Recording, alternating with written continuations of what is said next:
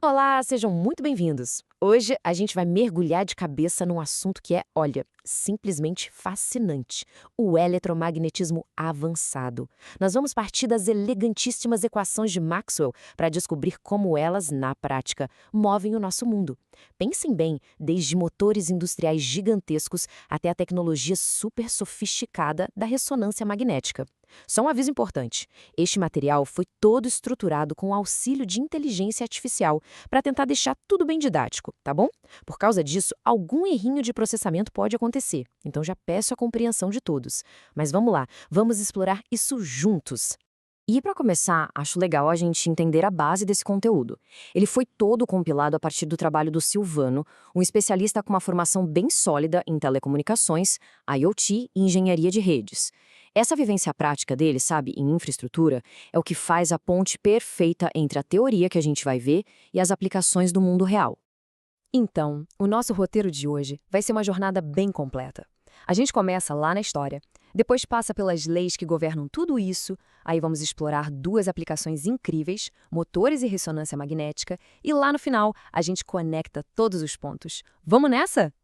Ok, começando pela seção 1, a fundação histórica. Porque, né, antes de toda a matemática e das aplicações complexas, teve aquele momento, aquela faísca de descoberta que mudou absolutamente tudo. Vamos voltar para o comecinho de tudo, para a gênese do eletromagnetismo. E tudo começou aqui, com uma observação que parece simples, mas foi revolucionária. Lá em 1820, Hans Christian Ørsted percebeu que um fio com eletricidade passando por ele desviava a agulha de uma bússola. Essa foi a primeiríssima prova concreta de que eletricidade e magnetismo estavam de alguma forma conectados. A conclusão foi um marco. Cargas elétricas se movendo geram um campo magnético. Pronto. A era do eletromagnetismo tinha oficialmente começado. Certo, se são dois, as leis fundamentais. A descoberta de Ørsted abriu uma porta gigantesca. Mas a pergunta era: como descrever essa nova força unificada? É exatamente aqui que a gente entra na base, no alicerce matemático que sustenta todo o nosso mundo moderno. E aqui estão elas, a obra-prima que unifica tudo, as 4 equações de Maxwell. Vamos dar uma olhada em cada uma. A primeira, a lei de Gauss, nos diz de onde vêm os campos elétricos, das cargas. A segunda nos conta algo bem curioso sobre o magnetismo. Não existem cargas magnéticas sozinhas, sabe? Os polos sempre vêm em pares, norte e sul. A terceira, a lei de Ampère, mostra que não só as correntes elétricas, mas também os campos elétricos que variam, criam campos magnéticos. E a quarta, a lei de Faraday, fecha o ciclo. Um campo magnético que varia, cria um campo elétrico. A grande sacada do Maxwell foi perceber que juntas, essas leis previam a existência de ondas eletromagnéticas, que viajam, nada mais nada menos, que na velocidade da luz. Ok, as equações nos dizem o que acontece. Mas e a direção? Para onde as coisas vão? Bom, esse slide mostra duas ferramentas visuais para isso. À esquerda a gente tem a regra da mão esquerda de Fleming, que ajuda a prever a direção da força. É uma regra bem prática.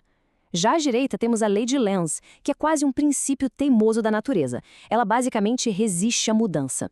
Qualquer corrente induzida vai gerar um campo que se opõe àquela mudança que a criou. É a natureza buscando equilíbrio. Agora, na seção 3, conversão de energia. Chegou a hora de sair um pouco da teoria e ver essa força toda em ação. Vamos começar com algo que literalmente move o nosso mundo, o motor elétrico. Pois é, aqui está o coração da conversão eletromecânica, o motor elétrico. A ideia por trás é até bem simples. A interação entre o campo magnético da parte fixa, que a gente chama de estator, e o da parte que gira, o rotor, cria uma força.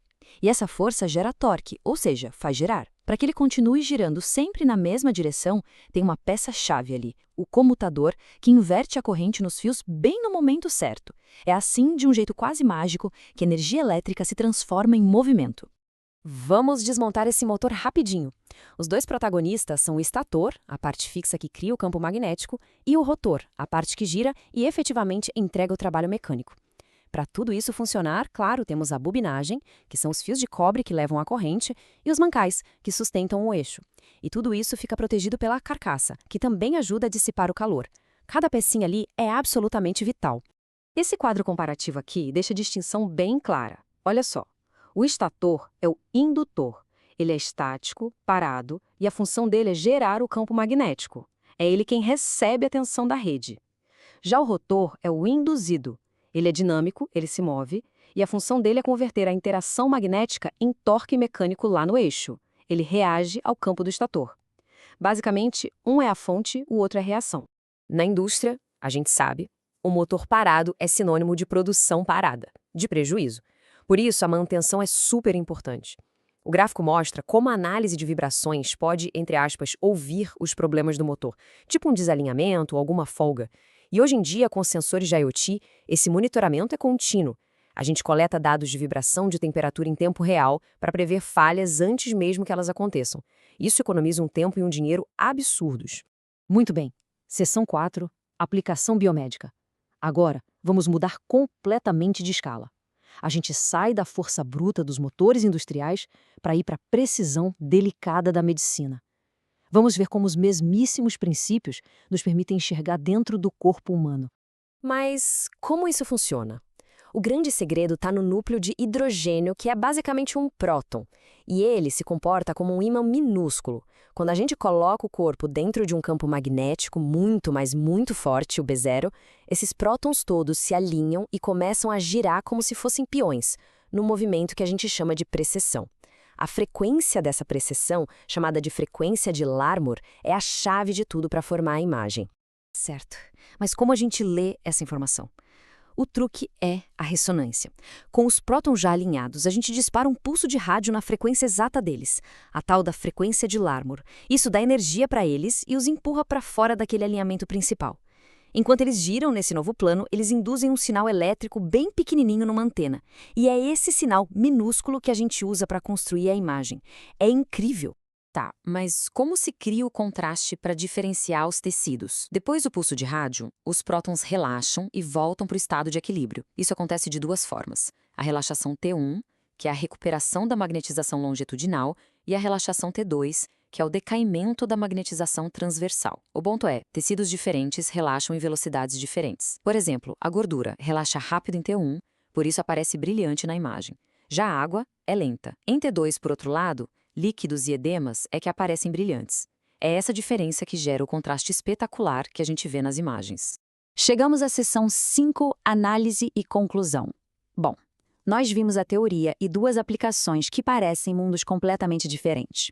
Agora, vamos amarrar tudo e mostrar que lá no fundo, a física por trás delas é exatamente a mesma. Vamos para um exemplo prático, com números. Se a gente mover uma barra de cobre dentro de um campo magnético, quanta tensão é gerada? Usando a lei de Faraday, a gente vê que a tensão depende da força do campo, do comprimento da barra e da velocidade. Colocando os dados do problema na fórmula, chegamos a 0,12 volts.